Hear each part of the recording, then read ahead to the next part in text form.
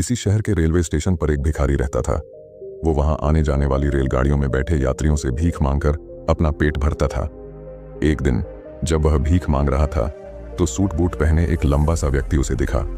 उसने सोचा कि यह व्यक्ति बहुत अमीर लगता है, इससे भीख मांगने पर यह मुझे जरूर अच्छे पैसे देगा। वह उस लंबे व्यक्ति से भीख मांगने लगा। भिखारी को देखकर उस लंबे व्यक्ति ने कहा, तुम हमेशा मांगते ही रहते हो, क्या कभी किसी को कुछ देते भी हो? भिखारी बोला, साहब मैं तो भिखारी हूं, हमेशा लोगों से मांगता ही रहता हूं, मेरी इतनी औकात कहां कि किसी को कुछ दे सकूं।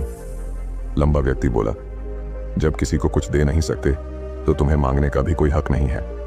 मैं एक व्यापारी हूं और लेन देन में ही विश्वास करता हूं। अगर तुम्हारे पास मुझे कुछ देने को हो तभी मैं तुम्हें बदले में कुछ दे सकता हूं। इतना कहने के बाद वह लंबा आदमी ट्रेन में बैठकर चला गया।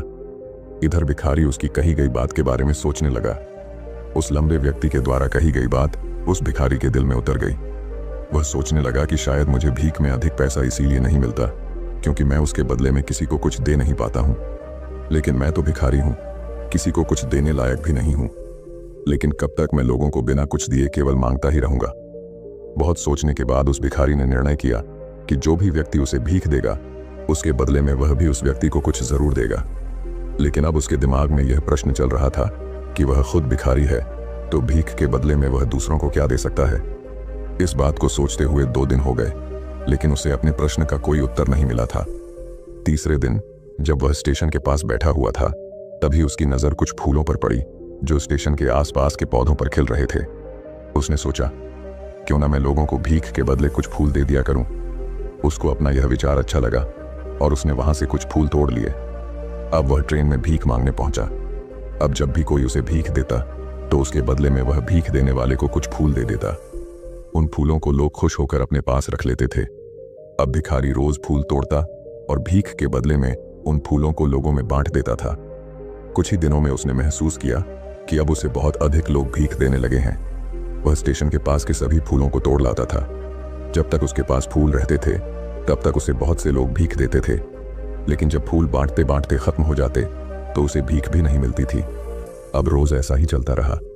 एक दिन जब वह भीख मांग रहा था तो उसने देखा कि वही लंबा व्यक्ति ट्रेन में बैठा है जिसकी वजह से उसे भीख के बदले फूल देने की प्रेरणा मिली थी। वह तुरंत उस व्यक्ति के पास पहुंच गया और भीख मांगते हुए बोला, आज मेरे पास आपको देने के लिए कुछ फूल हैं, आप मुझे भीख दीजिए तो बदले में मैं आपको कुछ फूल दूंगा। उस लंबे व्यक्ति ने उसे भीख के रूप में कुछ पैसे दे दिए और भिखारी ने कुछ फूल उसे दे दिए। उस लंबे व्यक्ति को यह बात बहुत पसंद आई। वह बोला, वाह क्या बात है, आज तुम भी मेरी तरह एक व्यापारी बन गए हो। इतना कहकर फूल लेकर वह लंबा व्यक्ति अपने स्टेशन पर उतर गया। लेकिन उस लंबे व्यक्ति द्वारा कही गई बात एक बार फिर से उस भिखारी के दिल में उतर गई। वह बार बार उस लंबे व्यक्ति के द्वारा कही गई बात के बारे में सोचने लगा और बहुत खुश होने लगा। उसकी आंखें अब चमकने लगीं। उसे लगने लगा कि अब उसके हाथ सफलता की वह चाबी लग गई है जिसके द्वारा वह अपने जीवन को बदल सकता है। वह तुरंत ट्रेन से नीचे उतरा और उत्साहित होकर बहुत तेज आवाज में ऊपर आसमान की तरफ देखकर बोला, मैं भिखारी नहीं हूं, मैं तो एक व्यापारी हूं, मैं भी अमीर बन सकता हूं। लोगों ने उसे देखा तो सोचा कि शायद यह भिखारी पागल हो गया है और अगले दिन से वह भिखारी उस स्टेशन पर फिर कभी नहीं दिखा। लेकिन 6 महीने बाद इसी स्टेशन पर 2 व्यक्ति सूट बूट पहने हुए यात्रा कर रहे थे। दोनों ने एक दूसरे को देखा तो उनमें से एक ने दूसरे से हाथ मिलाया और कहा, क्या आपने मुझे पहचाना?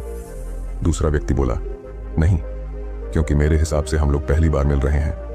पहला व्यक्ति बोला, नहीं, आप याद कीजिए, हम पहली बार नहीं बल्कि तीसरी बार मिल रहे हैं। दूसरा व्यक्ति बोला, मुझे याद नहीं, वैसे हम पहले 2 बार कब मिले थे? अब पहला व्यक्ति मुस्कुराया और बोला, हम पहले भी 2 बार इसी ट्रेन में मिले थे। मैं वही भिखारी हूं जिसको आपने पहली मुलाकात में बताया कि मुझे जीवन में क्या करना चाहिए और दूसरी मुलाकात में बताया कि मैं वास्तव में कौन हूं।